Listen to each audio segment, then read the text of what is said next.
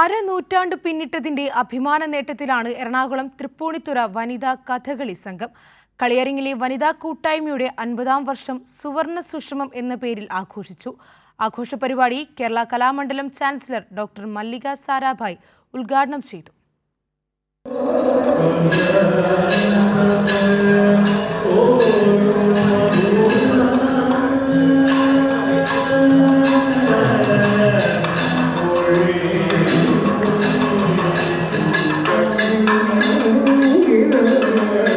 പുരുഷന്മാർ കൈയടക്കിയിരുന്ന കളിവിളക്കിനു മുന്നിലേക്കാണ് 50 വർഷങ്ങൾക്ക് മുന്നേ ഈ വനിതകൾ എത്തുന്നത്.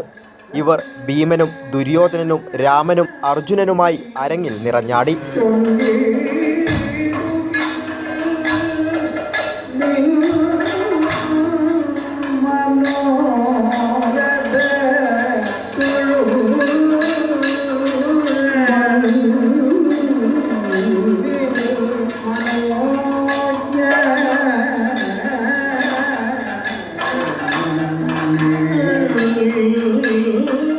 ശൗര്യഗുണത്തോടെയുള്ള കല്യാണ സൗഗന്ധികത്തിലായിരുന്നു ഈ കഥകളി സംഘത്തിന്റെ തുടക്കം.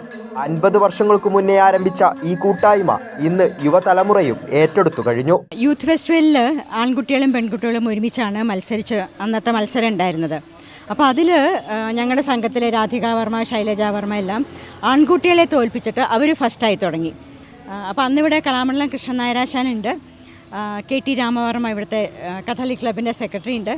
അപ്പോൾ അദ്ദേഹം ആശാനോട് ചോദിച്ചു, ഒരു 15 മിനിറ്റ് കളിക്ക് പെൺകുട്ടികൾക്ക് ഇത്ര നന്നായിട്ട് കളിക്കാമെന്നുണ്ടെങ്കിൽ എന്തുകൊണ്ട് ഒരു മുഴുനീള കളി പെൺകുട്ടികൾക്ക് കളിച്ചുകൂടാ? അപ്പോൾ കൃഷ്ണനാരാശാൻ തന്നെയാണ് പറഞ്ഞത്, അങ്ങനെയാണെങ്കിൽ എല്ലാം പെൺകുട്ടികൾ മതി, വേഷം മാത്രമല്ല പാട്ടും കൊട്ടും എല്ലാം പെൺകുട്ടികളാവാമെന്ന് പറഞ്ഞ് ഇവരൊക്കെ പുതിയ കുട്ടികളാണ്, ഇന്നത്തെ യുവതലമുറയാണ് കഥകളിയിലേക്ക് വരുന്നത്.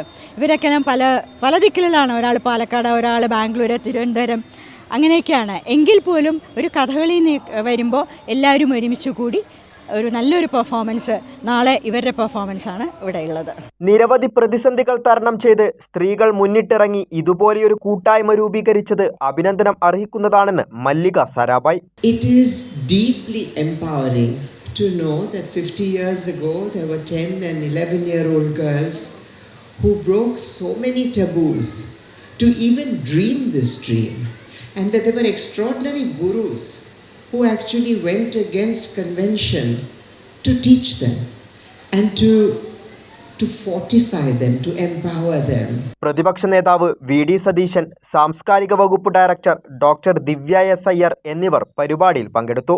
ഇന്ത്യക്കു പുറമെ കാനഡ, അമേരിക്ക എന്നിങ്ങനെ മറ്റ് രാജ്യങ്ങളിലും കഥകളി വേഷങ്ങളിൽ ഇവർ സാന്നിധ്യമറിയിച്ചു. 2016 കേന്ദ്ര സർക്കാരിന്റെ നാരീശക്തി പുരസ്കാരത്തിനും അർഹമായി. കഥയറിഞ്ഞ് ആട്ടം കാണുന്ന ആസ്വാദകർക്കു മുന്നിൽ ഈ അങ്കനമാർ ആട്ടം തുടരുകയാണ്.